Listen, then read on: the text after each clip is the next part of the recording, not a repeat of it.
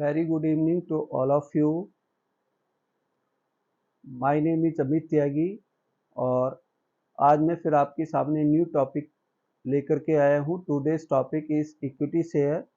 Today we will discuss about the equity share. In the last class we have discussed preferential share. So let me start with the next slide. देखिएगा meaning of equity share.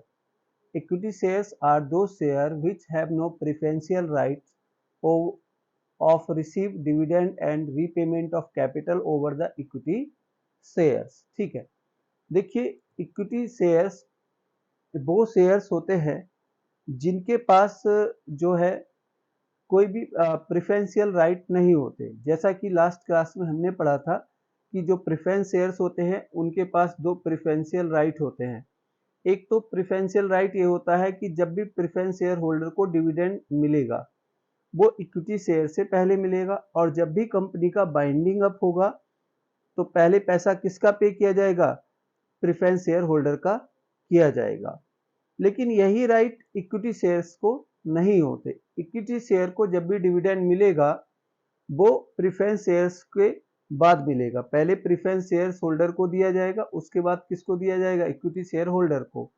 जब company का binding up होगा, समापन होगा, तो उस समय जो पैसा रीपे किया जाएगा पहले प्रेफरेंस शेयर होल्डर का किया जाएगा, इक्विटी शेयर होल्डर का बाद में किया जाएगा. तो यह डेफिनेशन भी यही कहती है कि इक्विटी शेयर्स वो शेयर्स होते हैं जिनके पास प्रेफरेंशियल राइट नहीं होते डिविडेंड पाने का और रिपेमेंट ऑफ अमाउंट का. ये दोनों चीजें प्रेफरेंस शेयर्स को पे करने के बाद ही इनको मिलेंगी.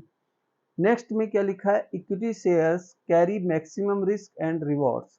जो इक्विटी शेयर्स होते हैं उनके साथ मैक्सिमम रिस्क होता है और साथ में रिवॉर्ड भी मैक्सिमम होता है. ठीक है, देखिए एक हम इसको थोड़ा समझेंगे ऐसे. जो लोग इक्विटी शेयर्स खरीदते हैं these peoples are equity share holder, और इन्हीं को कंपनी का ऑनर कहा जाता है. तो जब किसी बिजनेस का जो ऑनर होता है, बिजनेस में जितना भी लॉस होता है वो सारे का सारा जो लॉस है वो ऑनर को ही बियर करना पड़ता है. तो सेम यहाँ पर भी इक्विटी शेयर होल्डर क्या है? ऑनर है. ठीक है, सबको पैसा देने के बाद अगर कंपनी को जितना भी लॉस होता है सबका सब किसको बियर करना पड़ेगा? इक्विटी शेयर होल्डर को ही बियर करना पड़ेगा. इसलिए इनके साथ मैक्सिमम रिस्क एसोसिएट होता है. साथ में रिवॉर्ड्स, सभी का पेमेंट करने के बाद, प्रेफरेंस शेयर्स को डिविडेंड देने के बाद, कुछ प्रॉफिट में से रिजर्व में ट्रांसफर करने के बाद, ठीक है, जो भी पैसा बचेगा, जो भी प्रॉफिट बचेगा, टोटल का टोटल प्रॉफिट किसको दिया जाएगा? इक्विटी शेयर होल्डर को दिया जाएगा, इक्विटी शेयर्स को दिया जाएगा.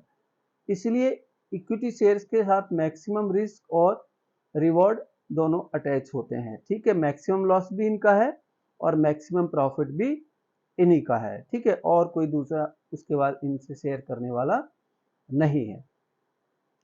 अब देखिएगा हम डिस्कस करते हैं features of equity shares.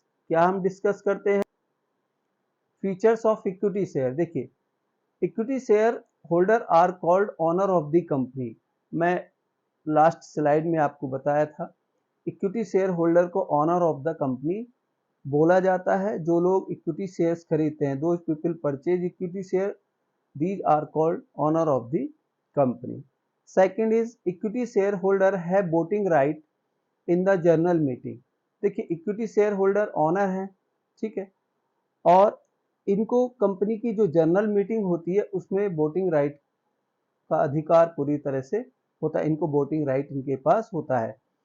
Equity share holder have the right of voting in the general meeting, but ये प्रेफरेंस शेयर्स के पास नहीं होता, प्रेफरेंस शेयर होल्डर के पास नहीं होता.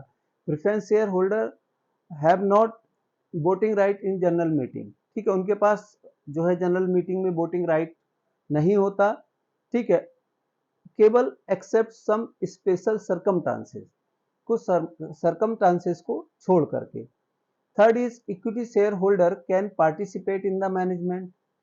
इक्विटी शेयर होल्डर मैनेजमेंट में पार्टिसिपेट कर सकते हैं लेकिन प्रेफरेंस शेयर होल्डर पार्टिसिपेट नहीं कर सकते.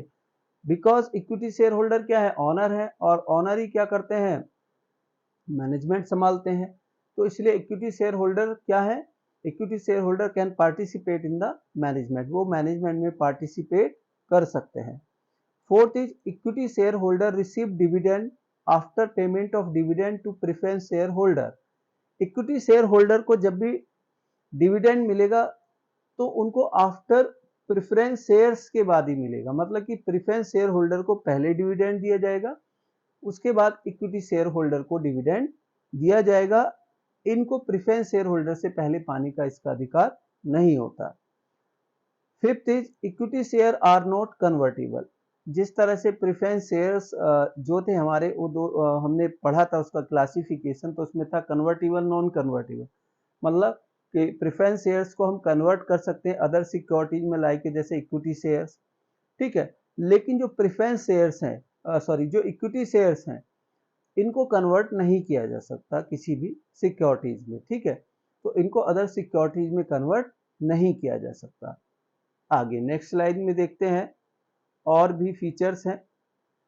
Feature number 6, equity share holder repay the capital after payment to preference share holder.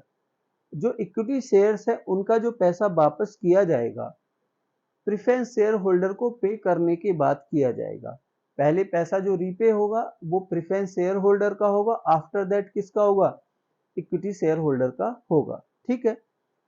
7, A company में buy back it's equity share. अगर कोई कंपनी चाहे तो अपने इक्विटी शेयर खुद खरीद सकती है मार्केट से, मतलब जिन लोगों ने कंपनी के इक्विटी शेयर खरीद रखे हैं उन लोगों का पैसा वापस करके अपने इक्विटी शेयर्स ले सकते हैं, इसी को बोलते हैं buy back of equity share. Next, a company में equity shares also known as ordinary share. इनको ऑर्डिनरी शेयर्स के नाम से भी जाना जाता है। नेक्स्ट है rate of dividend proposed by board of director every year. Preference shares में हमने देखा था कि प्रेफरेंस शेयर में जो भी प्रेफरेंस शेयर होल्डर्स को डिविडेंड मिलता था वो सर्टेन परसेंटेज से मिलता था, लेकिन यहाँ पर क्या है, रेट ऑफ डिविडेंड पहले से डिसाइडेड नहीं होता, प्री डिसाइडेड नहीं होता। इक्विटी शेयर होल्डर को सर्टेन परसेंटेज से डिविडेंड नहीं मिलता। Rate of dividend is decided by board of director every year.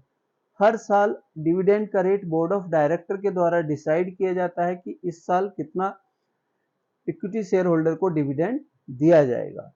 Next, if dividend is not declare in a year it is not accumulated to be paid in the coming year. Preference share holder जो preference share थे वो accumulated भी थे, मतलब अगर किसी वर्ष preference share holder को डिविडेंड नहीं मिलता तो उनको वो एरियर जो डिविडेंड है वो अगले साल किसी भी ईयर में मिल सकता है, ठीक है। लेकिन इक्विटी शेयर होल्डर को जिस साल डिविडेंड डिक्लेयर किया गया है अगर उस साल मिल गया तो ठीक है, अदरवाइज इसको आगे के लिए ट्रांसफर नहीं किया जा सकता, इसको एरियर के तौर पे आगे नहीं ले जाया जा सकता। जिस ईयर में जो डिक्लेयर हुआ है उसी ईयर इसको हमको देना पड़ता है, ठीक है। तो चलिए, ये तो हमारे फीचर्स रहे इक्विटी शेयर्स के। अब देखिए, आज मैंने इसमें थॉट भी एक ऐड किया है। थॉट क्या है, keep going, everything will come to you at the perfect time.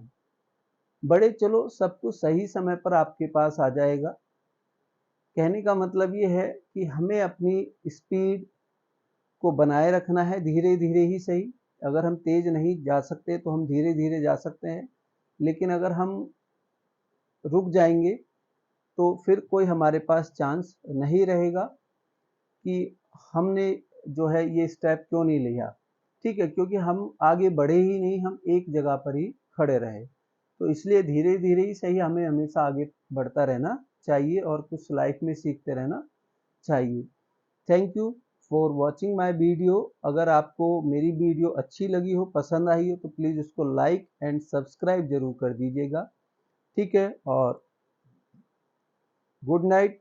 Next video के साथ हम बहुत जल्दी मिलेंगे यहाँ पर। Okay, bye.